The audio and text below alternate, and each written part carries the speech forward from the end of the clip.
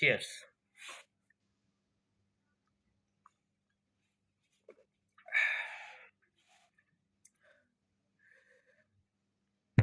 আমি দুধ খাচ্ছি, গ্লাসটা একটু ভিন্ন।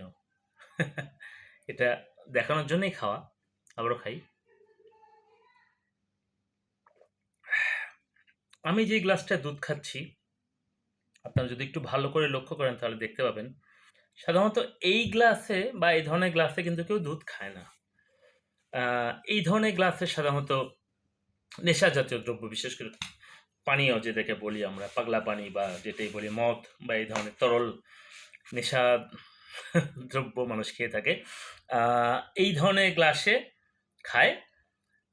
এই জন্যই বলা যে পৃথিবীতে আসলে কেউ কেউ দুধ বেচে মদ খায়, কেউ মদ বেচে দুধ খায়।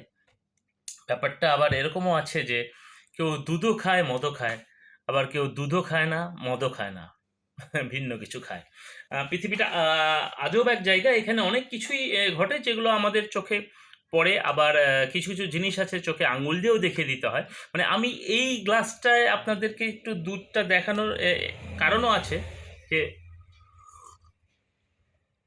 অনেক সময় আমাদেরকে বলা হয় যে দৃষ্টিভঙ্গি বদলান। দেখুন, দৃষ্টিভঙ্গি তো অবশ্যই বদলাতে হবে, কিন্তু আপনি যদি আমার সামনে একবারে উদম হয়ে থাকেন তাহলে আমার দৃষ্টি তো আপনার দিকে যাবেই। আমি কাউকে ছোট করে কথা বলছি না, আমি বলছি যে শালীনতা একটা বিশাল ব্যাপার। মানে শালীনতা যদি বজায় রাখা যায় তাহলে মনে কোনো কিছুতেই সমস্যা হওয়ার কথা না। কিন্তু এই যে মদের গ্লাসে আপনি যদি দুধ খান, তাহলে মানুষের দৃষ্টিভঙ্গি যদি এদিকে যায়, মানুষ কি ভাববে? আপনি কি দুধ খাচ্ছেন না অন্য কিছু খাচ্ছেন? কালারটা ম্যাটার না, ম্যাটার হচ্ছে গ্লাসটায়। আমি সেটাই বলতে চাচ্ছি যে বিশেষ করে এই সমাজে আমরা যেসব চিত্র বিচিত্র বৈচিত্র্য দেখে থাকি, তাতে করে অনেকেই আমাদেরকে বলে দৃষ্টিভঙ্গি বদলান। হ্যাঁ, অবশ্যই দৃষ্টিভঙ্গি বদলাতে হবে, সাথে সাথে সাবজেক্টটাকেও ঠিক করতে হবে। মানে আমি কি যদি বোঝাতে পারি সেটা ভালো, আর যদি বোঝাতে না পারি তাহলে হয়তো আমার ব্যর্থতা হবে।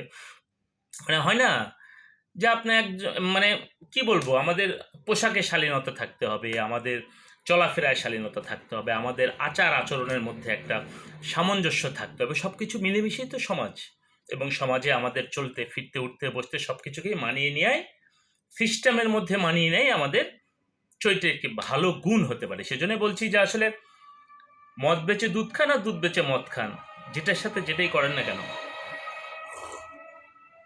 শালীনতা বজায় রাখাটাই আসল কাজ।